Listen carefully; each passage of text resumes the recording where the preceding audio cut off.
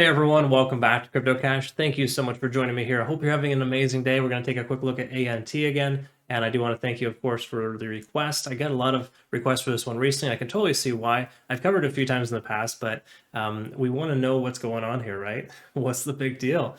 What is up? So just before we do, we usually look at Bitcoin, but I can tell you it's retracing pretty heavily right now from 48.5 down to about 46,000, testing that key level support at 46.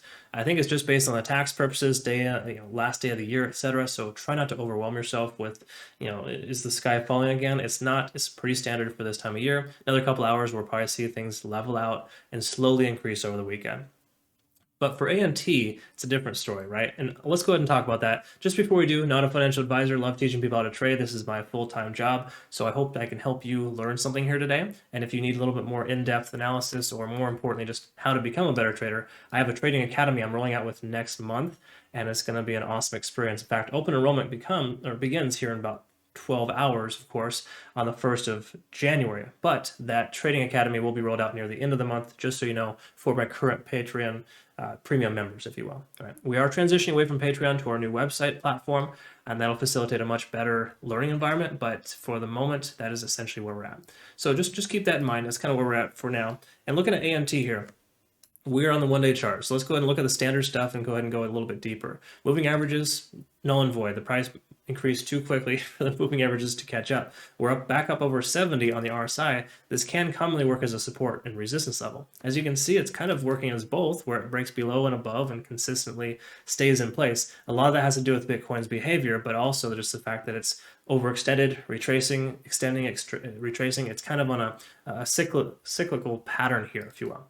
But good news is there's really nothing here on the one-day chart that tells us there's any adverse conditions. So we're in good shape there. So the macro still looks good for growth, and we'll project out how far that's going to go in the near future here.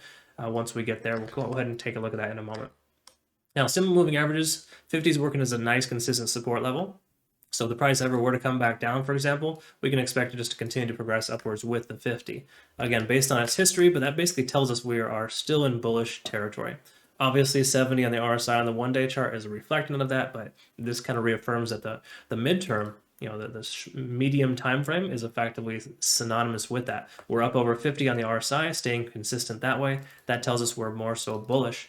Now, we just had a MACD convergence here recently. That was at 5 a.m. today, and we can see the price just shot straight up as a result of that. And that's pretty standard for ENTT. It's been doing that a lot lately, where it just takes off. And what's cool about this is we got this nice little pattern forming here, so we could effectively see, a cup and handle if the price were to have trouble continuing upwards right now. But there's also a few other considerations too as well, and we'll look at that here in a bit. But for the most part, I really like what I see here. I see nothing adverse. It's having trouble breaking this plane. In fact, why don't we look at that really quick so you understand what I mean by that?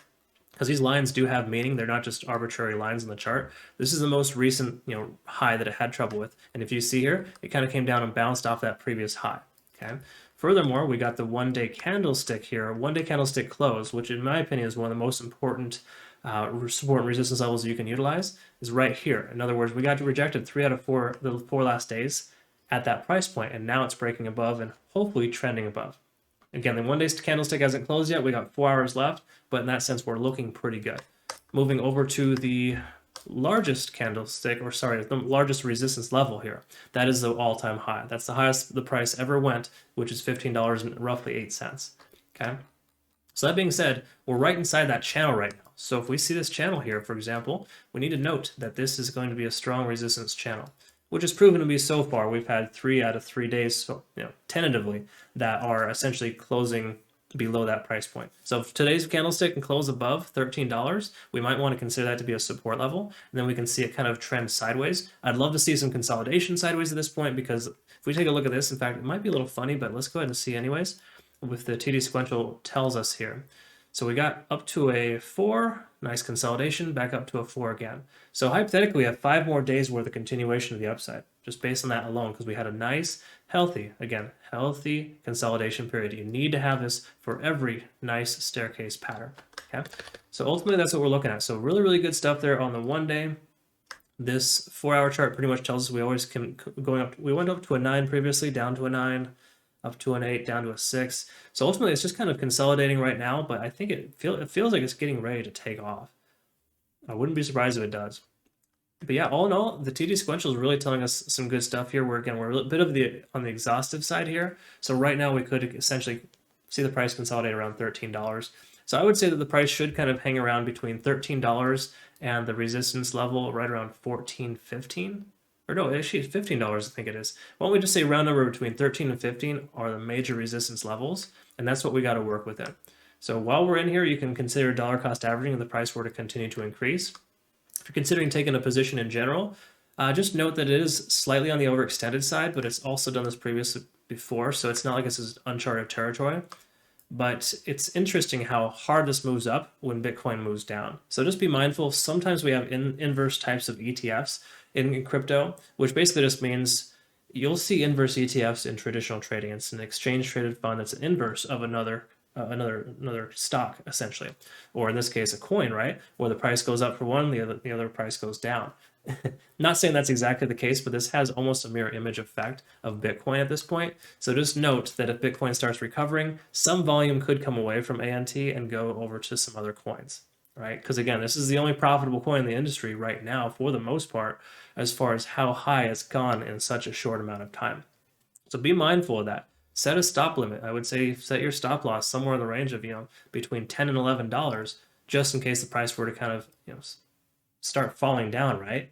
So you just always want to protect your investment, make sure you're not just winging it, okay? So get into this with a profit target in place, and make sure that you note too that there should always be 3 profit targets that you're looking to take. So just say the price is right here where we're at right now. The next profit target, instead of $17.13, set it at $17, just below a major Fibonacci retracement level, and you can get yourself somewhere in the range of a good 27% return. Then maybe make your second profit target $20 even instead of $20.82. That would put you around 50% return, right? So ultimately, you can maximize your benefit if you set the right targets at the right time.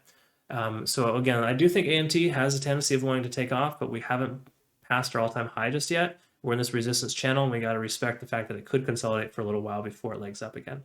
Okay. So I hope that works out, but just note too, also, we could expect, because ANT has increased quite a lot here. Just really quick, so one last thing here. 168% increase in roughly 11 trading days. So hypothetically, we could be at the price point of somewhere around $23 in the next 11 trading days if ANT continues the same trajectory, right? I'm more conservative. I would say probably it's more realistic to see a month turnaround for $25 or in that range. But again, I'm always going to be a little more conservative. So that's kind of what we're at there. Hopefully you found benefit here. If you did, of course, comment below, like, subscribe, etc. Feel free to join my community, of course. And I do recommend next month because the price will inevitably increase in February based on the fact that I'm rolling out with that trading academy for future members, and that'll be available in late January. So just know, and here in 12 hours, the doors will be open for that. So you can consider joining if you'd like. Limited slots will be available. Hope you have a great rest of your day. We'll look forward to seeing the next one. Take care. Thanks again.